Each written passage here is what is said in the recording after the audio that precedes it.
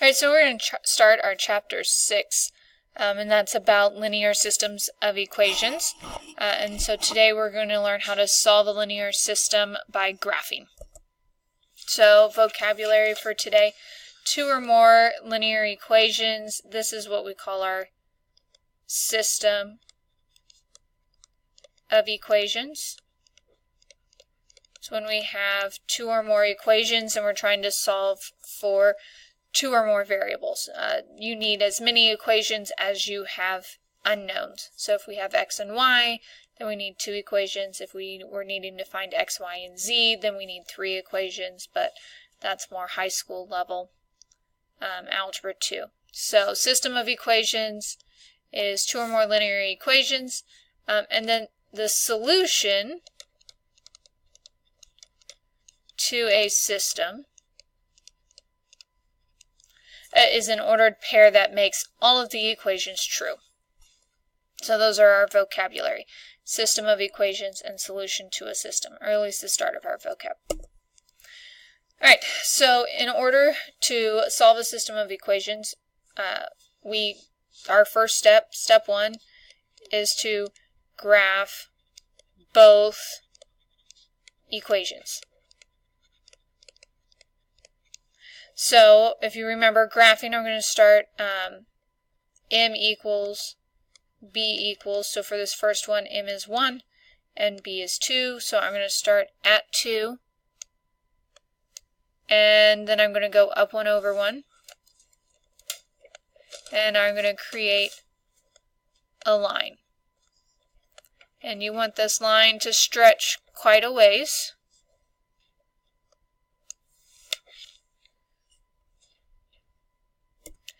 So I put dots and then I drew my line through it. I didn't want you to have to wait for me to get that line drawn as slowly as I probably would take to draw it.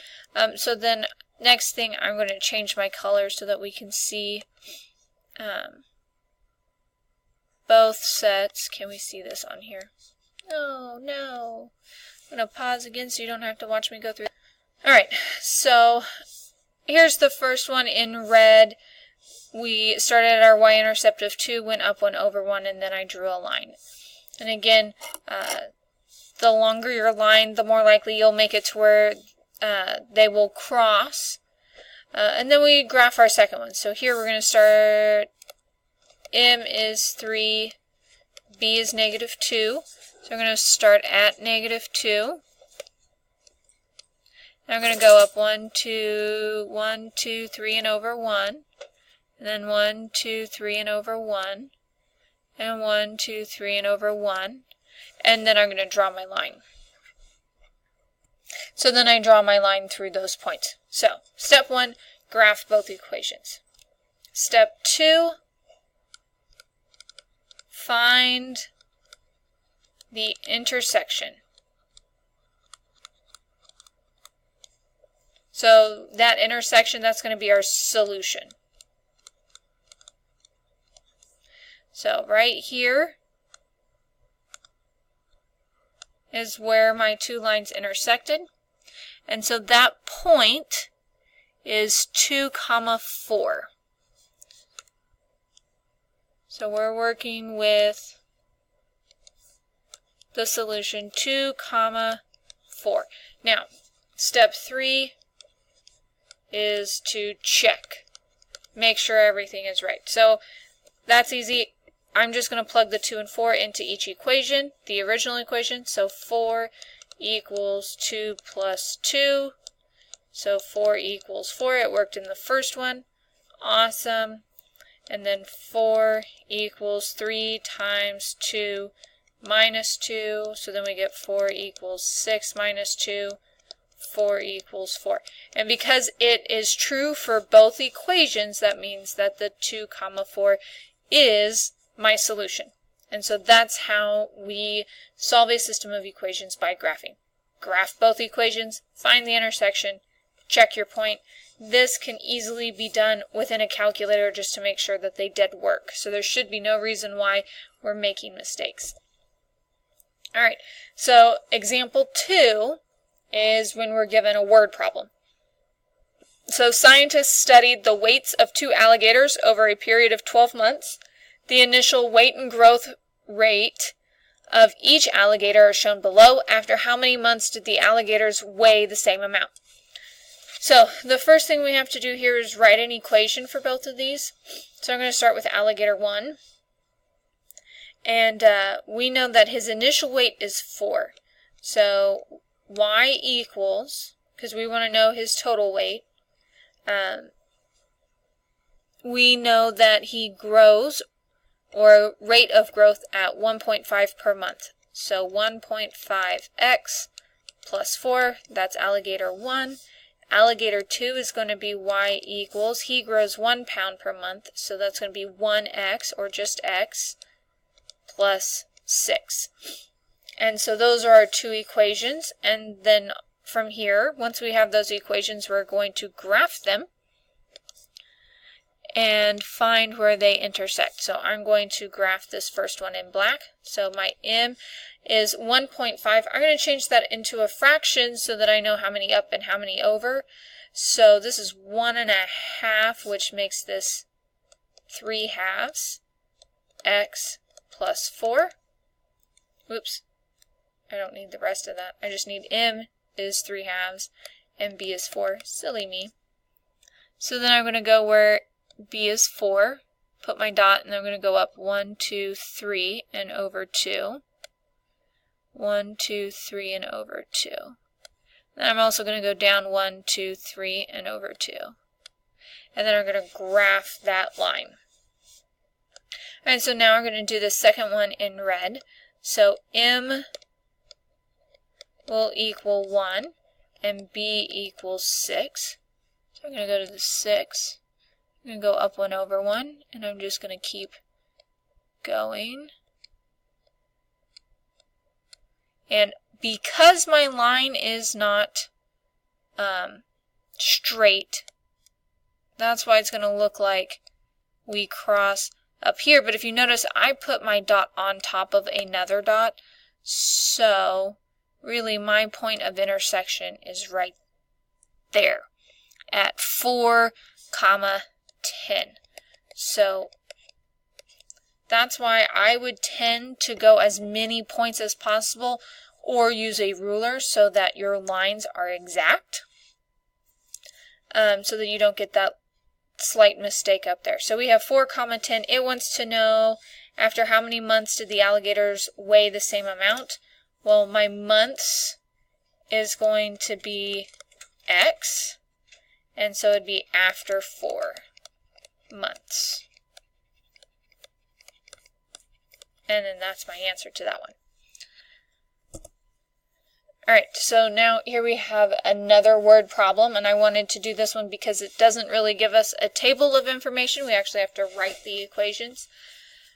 So the number of right-handed students in a mathematics class is 9 times the number of left-handed students, and the total number of students in the class is 30. How many right-handed students are in class, and how many left-handed students are in the class? So the first thing we need to do is decide what is going to be x and what is going to be y.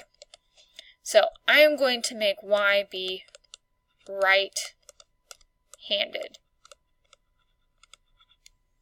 and my x is going to be my left-handed.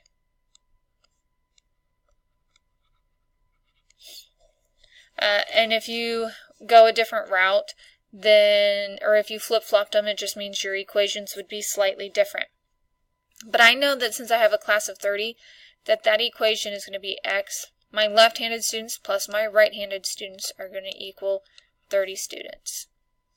And then I'm going to, I know that my right-handed students is equal to 9 times the amount of left-handed students. So 9 times my left-handed students will equal my right. So that's one equation. That's going to be the easiest equation to graph right now because that's, I've got it in slope-intercept form. So I'm going to be at 0, 0. And I probably need to count by something other than, let's count by 3s. So we're going to make each box go by 3s. 3, 6, 9. Hopefully you get the gist there. So when I go up 9, I'm up 3 boxes and over 1. Because that's the same as going up 9 boxes. Up 1, 2, 3 boxes and over 1. And so now I'm going to draw my line. And the reason I'm not really going the other direction, and again that's not the most perfect, I'm not going to have negative students, so I'm not worried too much about this other side. Now in order to graph this other equation we have to make it a y equals, so in order to do that I'm just going to subtract x from both sides so that I get y equals negative x plus 30. Now since I'm counting by 3's, that means 10 is 30. So here's my 30. So I'm going to start here.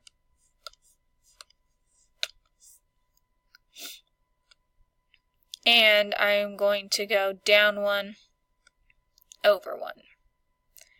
And actually, I need to be careful because down is down 3, but I was still going over 1. So if I go down 1, I actually need to go over 1, 2, 3. If I go down 1, I need to go 1, 2, 3, so that I have this 3 over 3. So again, the reason I'm not just going down 1 over 1 is because my x's are going by something different than my y's. And I probably should have thought of that ahead of time, and that was my mistake. Alright, so then I draw that line, and so that represents this line right here. We cross here at 1, 2, 3, comma, 3, 6, well, what is that? 7, 9. So 9 times 3 is 27. So what that means is since x was left-handed, we have 3 left-handed students.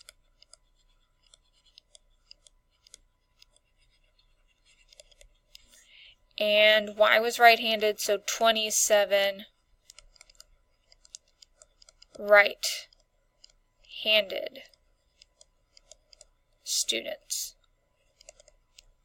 And that's how we would solve this equation. So again, main difference in this one was how we had to set up our equations. In our next video, we're going to talk about special cases. And so this is just a start. See you in the next one.